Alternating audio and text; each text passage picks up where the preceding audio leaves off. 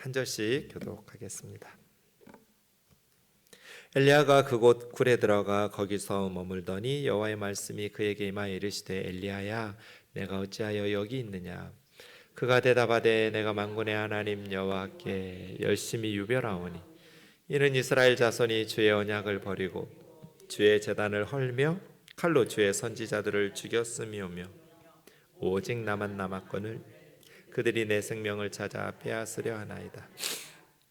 여호와께서 이르시되 너는 나가서 여호와 앞에서 산에 서라 하시더니 여호와께서 지나가시는데 여호와 앞에 크고 강한 바람이 산을 가르고 바위를 부수나 바람 가운데 여호와께서 계시지 아니하며 바람 후에 지진이 있으나 지진 가운데에도 여호와께서 계시지 아니하며 또 지진 후에 불이 있으나 불 가운데에도 여호와께서 계시지 아니하시더니 불 후에 세미한 소리가 있느니라.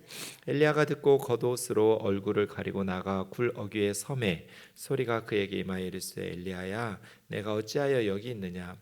그가 대답하되 내가 만군의 하나님 여호와께 열심히 유별하오니 이는 이스라엘 자손이 주의 언약을 버리고 주의 제단을 헐며 칼로 주의 선지자들을 죽였음이오며 오직 나만 남았거늘 그들이 내 생명을 찾아 빼앗으려 하나이다.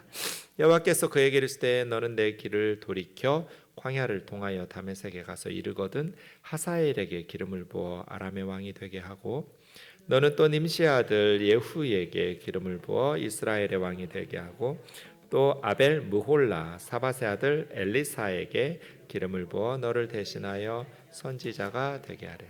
하사엘의 칼을 피하는 자를 예후가 죽일 것이요 예후의 칼을 피하는 자를 엘리사가 죽이리라. 그러나 내가 이스라엘 가운데 7,000명을 남기리니 다 바알에게 무릎을 꿇지 아니하고 다 바알에게 입맞추지 아니한 자니라. 엘리야가 거기서 떠나 사밧의 아들 엘리사를 만나니 그가 12겨릿소를 앞세우고 밭을 가는데 자기는 12째 겨릿소와 함께 있더라. 엘리야가 그로 건너가서 겉옷을 그 위에 던졌더니 그가 소를 버리고 엘리야에게로 달려가서 이르되 청하건대 나를 내 부모와 입맞추게 하소서. 그리한 후에 내가 당신을 따르리이다. 엘리야가 그에게 이르되 돌아가라. 내가 내게 어떻게 행하였느냐 하니라. 같이요. 엘리사가 그를 떠나 돌아가서 한 겨릿소를 가져다가 잡고 소의 기구를 불살라 그 고기를 삶아 백성에게 주어 먹게 하고 일어나 엘리야를 따르며 수종 들었더라. 아멘. 우리가 지난 주일에 엘리야 선지자의 갈멜산에서의 엄청난 승리, 그리고 엘리야는 목숨 걸고 왕에게 가서 대결을 신청한 거죠. 그래서 이스라엘 백성들을 바알과 아세라에게서 하나님 여호와에게로 돌이키는 그러한 열정을 가지고 갈멜산에서 하나님의 기적적인 능력을 체험하면서 승리를 거두었는데 그 이후에 아무런 이스라엘의 변화가 없는 거죠. 아합과 이세벨은 여전히 하나님께로 회개하려 돌아오지 않고 이제 오히려 엘리야 선지자를 내일 이맘때까지 죽이겠다고 하니까 엘리야 선지자가 영적인 침체에 빠진 거예요. 19장 4절에 보면 이제 남유다로 와서, 남유다 그때 여호사밧이 통치하고 있는데 사실은 여호사밧의 유다 왕의 아들하고 아합과 이세벨의 딸하고 결혼했거든요. 그러니까 그때는 아합과 북이스라엘과 남유다가 혼인 관계를 맺으면서 남유다라고 해서 그렇게 호의적인 엘리야 선지자에게 그런 상황은 아니겠죠. 어쨌든 그래서 유다 맨 끝에 브엘세바까지 오고 거기에 사환을 남겨놓고 자기 혼자서, 왜 영적인 침체에 빠지면 혼자 있고 싶잖아요.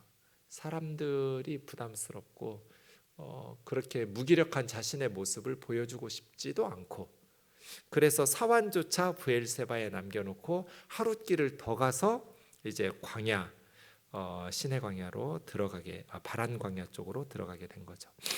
거기서 한 노뎀나무 아래 앉아서 죽기를 구하면서 여호와여 넉넉하오니 지금 내 생명을 거두시옵소서. 현실 도피, 살고 싶지 않았어요. 우리 조상들은 하나님의 능력으로 이스라엘 백성들을 회개시키기도 하고 구원해내기도 하고. 그런데 나는 우리 조상들보다 못합니다. 아무런 변화가 있지 않은, 목숨 걸고 유별난 열심을 가지고 하나님의 일을 감당한다고 했는데 실패한 거죠. 사역의 실패 속에서 깊은 무기력, 영적인 침체와 절망을 경험하게 되는 거죠.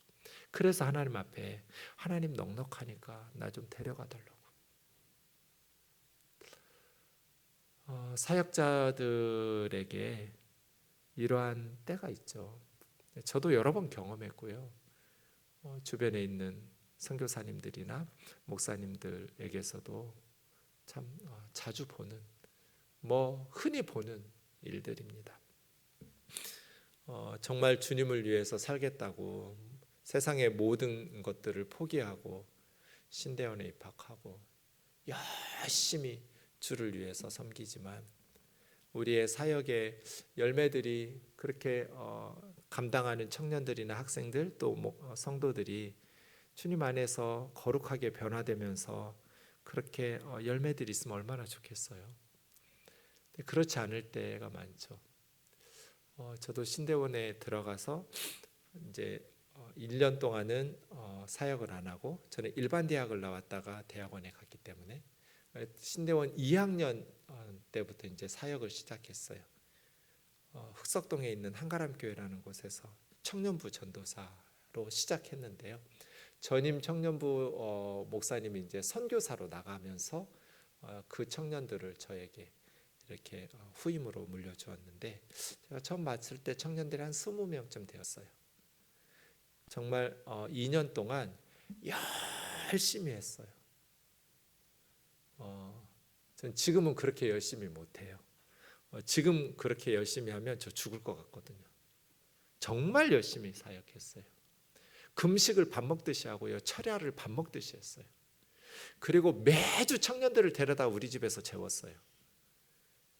그냥 교회에서 상담하고 끝난 게 아니라 아예 저희 집 방에 그냥 청년들 숙소처럼 수없이 밥 해 먹였어요. 우리 집에 와서 밥만 해 먹인 게 아니라 거의 매주 청년들은 저희 집에 와서 잠을 자고, 그렇게 청년들 사랑하고 그렇게 열심히 사역했어요. 자, 20명쯤 제가 물려받았다고 그랬잖아요. 그렇게 2년을 열심히 했으면 몇 명쯤 되었을까요? 정말 열심히 했다니까요. 아침에 비가 안 왔는데 제가 맡은 청년부는 재수생, 삼수생이 절반, 대학생이 절반이었어요. 그다음에 그 위 청년부는 이제 또 다른 이제 고등학교 졸업하면 저희 청년부로 와서 5년 있다가 그 다음 위에 청년부로 올라가는 거거든요. 그러니까 주로 제가 맡은 청년부는 재수생, 삼수생 절반 정도, 그다음에 대학생 절반 정도. 아침에 비가 안 왔는데 저녁에 비가 와요. 저는 우산 들고 노량진 갔어요. 왜 갔을까요? 우리 애들 비 맞으니까 우산 들고 가는 거예요. 정말 열심히 했죠. 정말 청년들 사랑했고 정말 열심히 사역했어요. 2년 동안 그렇게 열심히 했는데 20명 중에서 12명 남았어요. 내가 무슨 예수님도 아니고, 아니 그렇게 열심히 하면 20명은 30명은 못 돼도 20명은 남아 있어야 되는 거 아니에요? 근데 12명 남더라고요. 그래서 내가 목회자로 부르심 받은 게 맞나? 나는 소명이 없었는데 착각했나 보다 해서 교수님을 찾아가서 1시간 동안 상담을 한 적이 있어요. 황성철 교수님이라고 총신신대원에 목회 상담 가르치는 교수님에게, 교수님 내 얘기 좀 들어봐 달라고, 내가 이걸 계속 신학을 하고 목회를 해야 되는지 아니면 그냥 빨리 딴 길을 찾아서 오히려 내가 교회에 민폐를 끼치니까. 1시간 동안 제 얘기를 쭉 들으시더니 교수님이 하나님이 부르신 거 맞으니까 계속 좀 해보래요, 저한테. 그래서 제가 계속 한 거예요. 아마 그때 교수님이 너 하나님 부르신 거 네가 뭔가 착각한 것 같다라고 하셨으면 저는 거기서 멈췄을 것 같아요. 정말 열심히 했는데 그렇게 금식하고 철야하고 청년들에게 사랑을 쏟아붓고 말씀을 가르치고 변화가 안 돼요. 열매가 없어요. 이제 나중에 몇 년 후에 들은 얘기인데 당회에서도 저 때문에 회의를 심각하게 하셨다 하더라고요. 쟤를 잘라야 하지 않냐고. 우리 청년부 저러다가 망하겠다고. 다른 전도사로 바꿔야 하지 않을까? 그런 당회에서 논의를 했는데 담임 목사님이 조금만 더 기다려보자고 그러셨대요. 그래가지고 제가 잘리지 않고 계속 하게 됐어요. 5년 정도 사역하고 나올 때는 그 청년부가 100명이 모였어요. 그 다음부터는 12명의 리더들이 준비되니까 그 전에는 이제 아이들이 되게 재밌는 프로그램들을 했었는데 저는 엄청 열심히 성경을 가르쳤거든요. 그랬더니 재미없으니까 애들 떨어질 아이들은 다 떨어져 나가고 이제 한 2년 후에 체질이 바뀌니까 그 리더들이 열심히 저는 여전히 미성숙하고 부족한 전도사였는데 우리 청년들 리더들이 그 리더들이 오인숙 선교사예요. 그 중에 하나가 폴린이에요. 그런 리더들이 열심히 준비가 되니까 그 다음에는 엄청나게 많은 청년들이 밀려오기 물밀듯이 밀려오더라고요.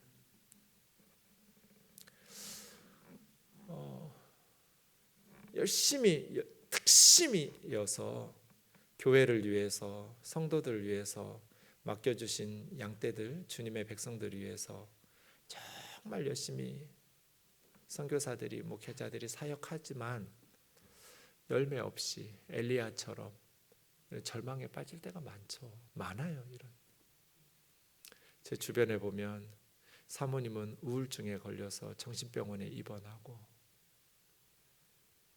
목사의 자녀들은 교회에서 상처받고 힘들어서 가출을 하고 이런 목회자들 많아요.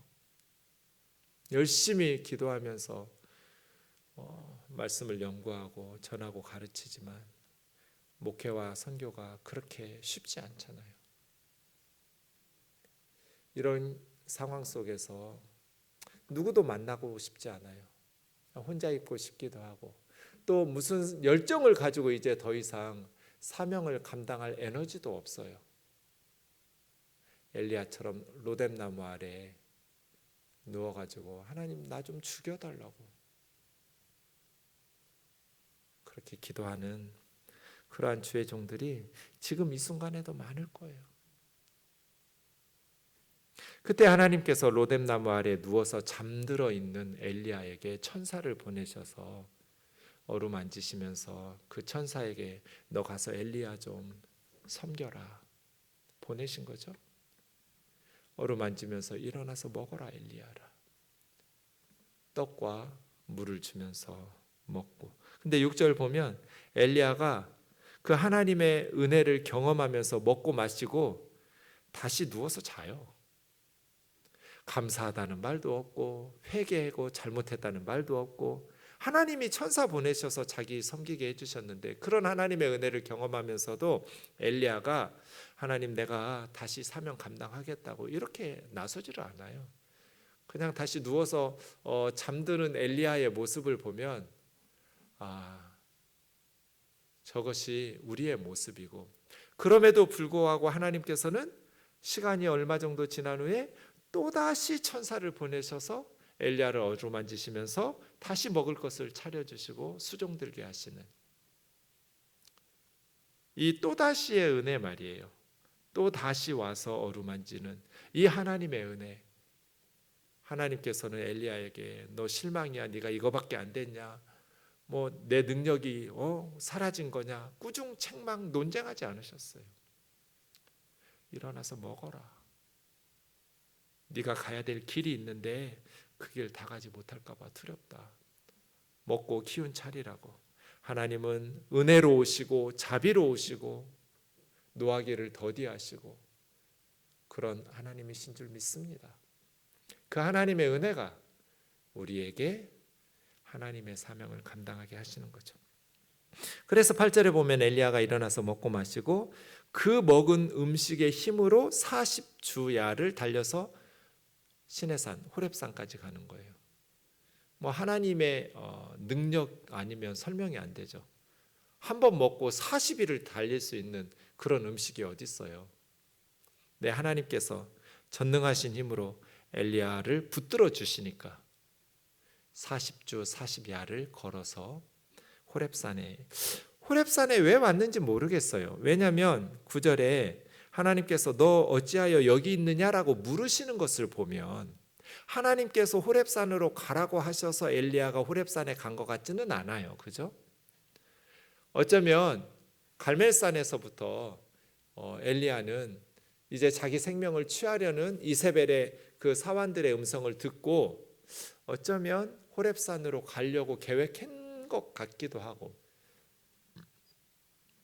왜 호렙산까지 가려고 했었는지는 모르겠지만 어쨌든 호렙산은 모세가 떨기나무 불꽃 가운데 하나님이 임하시는 것을 보았고, 또 불과 지진으로 또 큰 음성으로 하나님께서 호렙산에 임하셔서 십계명을 주시고 율법을 주신, 성경에서 가장 하나님의 임재, 하나님의 역사하심이 컸던 곳 중에 하나가 호렙산이죠. 여호와의 산 호렙.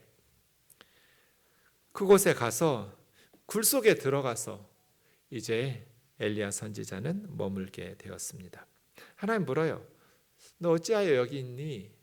하나님 몰라서 물으시는 건 아니겠죠? 그랬더니 엘리야 선지자가 10절처럼 대답합니다. 내가 만군의 하나님 여호와께 열심히 유별하오니. 열심히 유별했죠? 거짓말 아니에요? 근데 지금은요?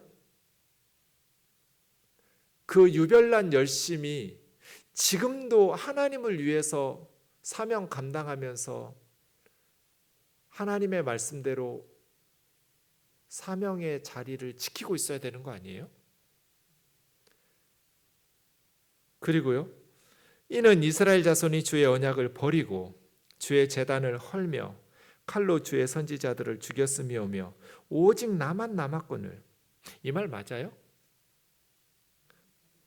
예, 들었잖아요. 국내 대신 오바댜를 통해서 100명이 바알과 아세라에게 무릎 꿇지 않고 국내 대신 오바댜가 50명씩 굴에다가 보호해서 떡과 물을 제공하면서 하나님 신실하게 기도하면서 하나님 섬기고 있는 100명의 선지자들이 있음을 이미 오바댜에게 들었잖아요. 오바댜도 있고요. 근데 왜 나만 남았다고 그래요? 그래서 이 10절의 대답이 엘리야야, 네가 어찌하여 여기 있느냐? 네가 어찌하여 여기 있느냐? 이 하나님의 질문에 대한 엘리야의 대답이 약간 과장과 엄살이 섞여 있는 것도 있고요. 또 자기 자랑이에요. 사실은 왜 호렙까지 왔어요? 하나님, 제가 영적 침체에 빠졌습니다.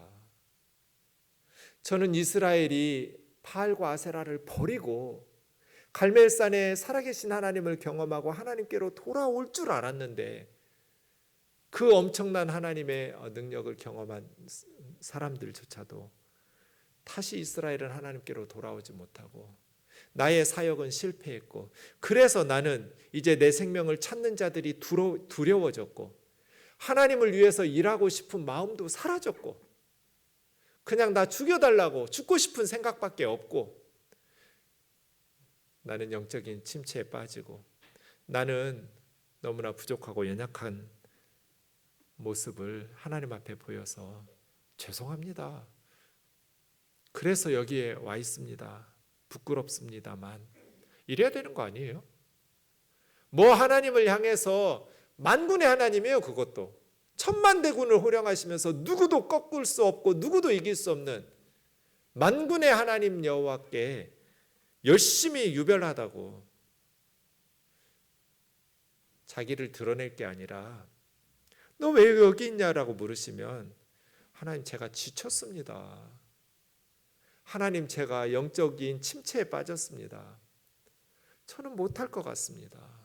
그래서 여기로 생명 건지려고 북이스라엘에서 가장 먼 곳까지 도망가서 이렇게 죽기를 구하고 있었습니다. 그래야죠. 자기만 남긴 뭘 자기만 남아요. 그래서 11절에 하나님께서 이 굴 속에 있지 말고 굴 밖으로 나가서 여호와 앞에서 산 앞에 서라. 하나님께서 그에게 나타나실 생각으로 앞에 서라는 거예요. 그래서 나가서 섰어요. 호렙산 앞에 나가서 이제 서니까 하나님께서 얼마나 크고 강한 바람을 보내셨는지 산을 가르고 바위를 부수는 그런 크고 강한 바람을 보이셨어요. 근데 그런 바람 가운데 하나님 계시지 않았어요. 바람 후에 지진이 일어났어요. 엄청난 막 땅이 흔들리는 지진이 일어났는데 그 지진 가운데에도 하나님 계시지 않았어요. 지진 후에 불이 임했어요. 그런데 불 가운데도 하나님 계시지 않았어요.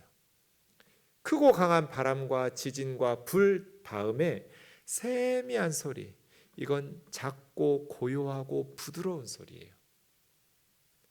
조용한 소리, 크고 웅장한 소리가 아니라 그냥 엘리야에게만 들릴 정도의 부드럽고 작은 소리, 세미한 소리가 있는데 그곳에 하나님이 임재하셨어요. 그래서 13절에 보면 엘리야가 그 세미한 하나님의 음성을 듣고 겉옷으로 얼굴을 가리고 하나님의 임재를 경험한 거예요. 그 세미한 음성 속에 계시는 하나님의 임재를 경험하고 하나님을 경외하는 마음으로 겉옷으로 자기 얼굴을 가리고 굴 어귀의 섬에 하나님의 소리가 다시 임하신 거죠. 엘리야야, 네가 어찌하여 여기 있느냐? 두 번째도 똑같은 질문이죠.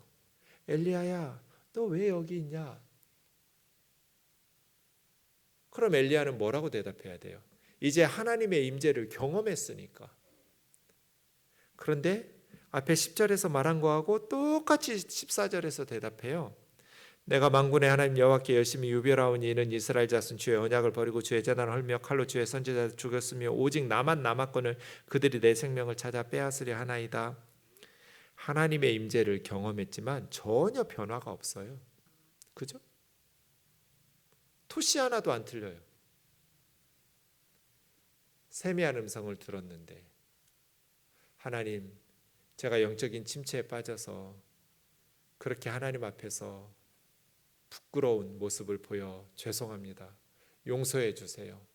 하나님, 이제 하나님의 임재 속에 다시 새로운 사명 주세요. 제가 순종하면서 그 사명 받들 준비가 되어 있습니다. 하나님 기대한 건 이런 거 아니에요? 자기 의의를 드러내면서 내가 만군의 하나님 여호와께 열심히 유별했었는데 그러면서 다른 사람들은 다 깎아내리면서 나만 남았다고. 아니요, 자기만 남지 않았어요. 제단 헐었지만 갈멜산의 승리를 통해서 비록 이세벨은 죽이려고 했지만 다른 이스라엘 백성들의 마음에 하나님의 역사가 있었죠. 하나님의 임재를 경험했음에도 불구하고 엘리야 선지자는 자기 의의를 드러내고 그러면서도 사람들을 두려워하면서 내 생명을 찾아 빼앗으려 하기 때문에 여기에 있는 거라고 자기 합리화하고 변명하고. 여러분, 세상이 언제 악하지 않은 때가 있었어요? 천지 창조 이후로? 에덴 동산에서 죄와 사망이 이 땅에 들어온 이후로 세상이 언제 온전한 적이 있었냐고요. 언제나 하나님을 대적하여 인간들은 자기를 높이고 하나님의 뜻에 불순종하고 이 세상은 악했어요. 바르게 하나님을 섬기려고 하는 사람들을 박해하고. 문제는 세상이 아니에요. 내가 지금 영적인 침체에 빠진 게 문제죠. 우리 찬송가 중에 참 맞는 말이 있어요. 참 죽을 날 쌓였구나. 뭐 코로나만 죽어요? 우리 주변에 뭐 암만 죽어요? 죽을 일 쌓여 있어요.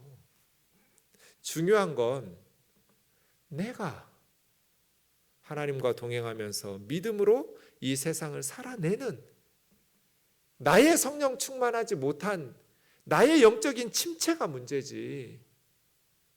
이세벨이 언제는 없었어요? 칼로 내 생명을 빼앗으려 했기 때문에 내가 지금 호렙에 있는 게 아니잖아요. 예전부터 칼로 죽이려고 엘리야를 이스라엘뿐 아니라 외국까지 사람들 보내면서 수색하고 이잡듯이 뒤졌잖아요. 그런데 사르밧 과부의 집에서 하나님과 함께 성령 충만했을 때는 평안하게 요단강에 가서 그리시네가에서는 까마귀가 주는 떡과 고기 아침 저녁으로 먹어가면서 하나님과 동행하면서 살아계신 하나님을 경험하면서 엘리야는 주신 사명 감당했잖아요. 문제는 세상이 아니라 내가 영적인 침체에 빠지고 내가 하나님 앞에서 믿음 없이 사는 게 문제죠.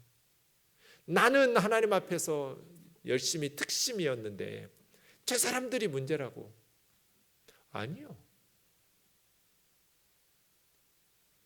세상은 언제나 하나님을 대적하여 스스로를 높이고 하나님의 백성들을 경건하게 살려고 하는 자들을 박해하고 유혹하고 넘어뜨리려고 했어요.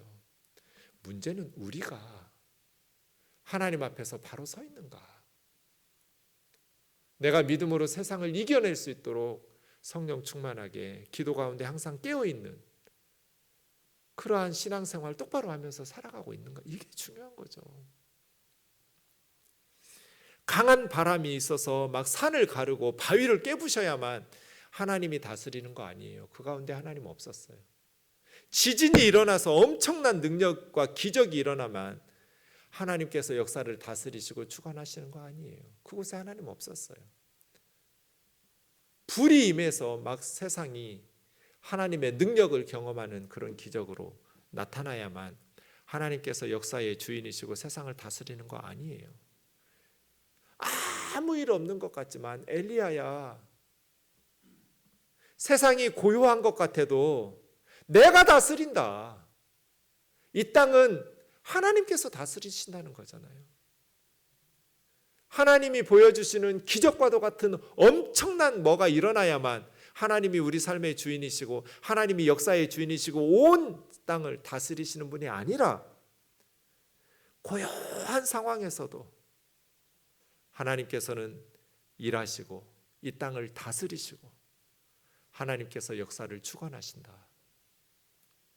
그래서 엘리야가 엉터리 대답할 때 이제 15절에서 하나님이 정답을 가르쳐 주세요. 너는 광야길로 가서 다메섹, 아람의 수도죠. 시리아의 수도 다메섹에 가서 하사엘에게 기름을 부어서 다메섹 아람의 왕으로 삼고 또 예후에게 기름을 부어서 이스라엘의 왕으로 삼고 아벨 무홀라에 가서 갈릴리 호수 남쪽에 있는 요단 강가에 있는 갈릴리 호수에서 한 30km쯤 내려오면 있는 계곡에 있는 도시예요. 엘리사 고향이에요. 아벨 무홀라에 가서 엘리사에게 너를 대신해서 기름을 부어서, 기름 붓는다는 건 하나님께서 새로운 지도자로 하나님의 일꾼으로 임명하신다는 거잖아요. 근데 하나님께서는 이스라엘만이 아니라 이스라엘 위에 큰 나라 아람의 왕도 하나님께서 엘리야 선지자 통해서 기름 부어가지고 아람의 왕으로 세우신다는 거잖아요. 하나님은 이스라엘만의 하나님이 아니라 온 세상을 다스리시는 하나님이시라고. 엘리야야, 여기 굴 속에 들어가가지고 죽여달라는 소리 그만하고 너가 새로운 시대를 이끌어갈 다음 세대의 리더들을 양육하면서 기름 부어서 세워라. 갈멜산에서 불을 내려가지고 엄청난 기적으로 하는 것만 하나님의 사역 아니다. 하나님은 여전히 역사하시고 다음 세대도 하나님께서 다스릴 테니까 하사엘에게 기름 붓고 예후에게 기름 붓고 엘리사에게 기름 부어라. 다음 세대들을 하나님의 일꾼으로 하나님의 말씀을 주면서 사명을 감당하도록 너의 사명 다 해라. 엘리야는 하사엘에게 기름 붓지 않고 예후에게 기름 붓지도 않아요. 다메섹으로 가지도 않아요. 갔는지 안 갔는지 모르겠어요. 성경에 기록이 없어요. 가서 기름 부었으면 부었다고 할 텐데 엘리사가 부어요. 엘리야가 아니고. 그래서 엘리야 선지자가 하나님 주신 그 사명을 완전히 잘 감당했을까? 문자적으로 보면 그런 것 같진 않아요. 엘리야는 아벨 모홀라로 가서 엘리사에게로 갑니다. 19절에 보시면 그리고 17절 먼저 볼게요. 하사엘의 칼을 피하는 자 예후가 죽이고 예후 칼을 피하는 자 엘리사가 죽일 거다. 이게 무슨 말이에요? 하나님께서는 아람 사람이든 이스라엘 사람이든 바알과 아세라를 섬기면서 우상을 섬기는 자들을 반드시 심판하실 거라는 거예요. 하사엘이 다 죽이지 못하면 예후가 죽이고 예후가 다 죽이지 못하면 엘리사가 죽일 거예요. 하나님께서는 우상 숭배자들을 반드시 심판하신다. 그리고 내가 바알과 아세라에게 무릎 꿇지 않은 7,000명을 남겨두었다. 너 혼자 있는 거 아니야. 바알에게 무릎 꿇지도 않고 바알에게 입 맞추지도 않은 7,000명을 내가 숨겨놓고 남겨두었어. 네, 하나님은 절대로 하나님의 영광을 포기하시는 분이 아니에요. 저 북한의 지하교회 김일성에게 무릎 꿇지 않고 김일성에게 입 맞추지 않는 7,000 용사가 있을 거예요. 하나님께서 남겨놓으시는 하나님의 백성들. 엘리야가 엘리사에게로 가니 12겨릿소 쟁기 하나에 소 2마리가 끄는, 그러니까 24마리죠 적어도. 자기는 12번째 쟁기를 끌고 있어요. 앞에 11명이 있었어요. 그러니까 엘리사는 굉장히 부유한 집안 사람이죠. 그래서 주의 종 선지자가 되는 것은 엘리사에게는 굉장히 큰 결단이고 희생, 헌신일 수도 있습니다. 겉옷을 던진다는 것은 자기의 사명과 능력을 위임하고 넘긴다는 뜻이거든요. 그것을 알고 이제 엘리사가 엘리야에게 먼저 우리 부모하고 작별 인사하게 해달라고, 효자예요. 네. 그렇게 하고 당신을 따르겠다고 하니까 엘리야가 시큰둥하게 뭐 돌아가라고 내가 너한테 뭐 어떻게 했냐? 이런 식으로 미온적으로 냉랭하게 대답해요. 오히려 적극적으로 엘리사가 부모를 떠나서 인사하고 한 겨릿소를 가져다가 잡고 소 기구를 불살라서 고기 삶아서 백성 주어 먹게 하고, 이건 뭐예요? 돌아갈 길을 싹둑 자른 거예요. 하나님 앞에서, 백성들 앞에서 완전히 나는 이제 주의 종으로 살겠다고 헌신을 결심하면서 일어나 엘리야를 따르며 수종 들었더라. 사랑하는 자매 형제 여러분, 하나님 주신 사명을 감당하는 주의 종들이 또 그리스도인들이 때로는 절망 속에 빠지기도 하고 나름 열심히 기도하고 하나님 주신 꿈과 비전을 가지고 열심히 유별난 열심을 가지고 신앙생활을 한다고 했는데 사역이 실패한 것처럼 보이고 열매를 맺지 못할 때 자신의 열등감, 무기력, 침체의 절망 속에서 헤맬 때가 있죠. 그럼에도 불구하고 하나님은 큰 능력 속에서만 임하시는 것이 아니라 세미한 음성 가운데 임하시고 역사하신다. 그 하나님의 은혜를 힘입어서 날마다 우리가 가야 될 길을 가야겠습니다. 빌립보서 4장 7, 8절 읽고 마치겠습니다. 시작. 나는 선한 싸움을 싸우고 나의 달려갈 길을 마치고 믿음을 지켰으니 이제후로는 나를 위하여 의의 면류관이 예비되었으므로 주 곧 의로운 재판장이 그날에 내게 주실 것이며 내게만 아니라 주의 나타나심을 사모하는 모든 자에게도니라. 아멘. 세 가지 바울이 고백하죠. 선한 싸움을 싸웠다. 우리는 영적 군사예요. 14만 4천은 하나님의 군대란 뜻이에요. 12 곱하기 12 곱하기 1000이거든요. 구약에 구원받은 성도들의 대표인 12지파, 신약에 구원받은 성도들의 대표인 12사도, 그리고 1000이 군대예요. 이스라엘은 전쟁 나면 12지파에서 1000명씩 모집해요. 그래서 지상에 있는 성도들은 영적인 군사라는 뜻이고, 지상에 있는 교회는 전투하는 교회예요. 선한 싸움을 싸워야 돼요. 그래야 죽어가는 영혼들을 살려낼 수 있어요. 그리고 우리가 달려가야 될 길이 있어요. 우리에게 주신 사명이 있어요. 그 길을 엘리야처럼 포기하고 죽여달라고 하는 것이 아니라 우리가 달려가야 될 그 믿음의 길을 잘 달려야 돼요.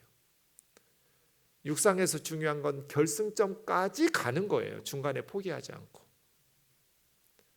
믿음을 지켰으니, 믿음은 지켜야 되는 거예요. 우리의 마음도 지켜야 돼요. 에덴 동산도 안전한 곳이 아니었어요. 뱀이 유혹하고 사탄이 이간질하는, 죄짓도록 이 세상에 안전한 곳이 없어요.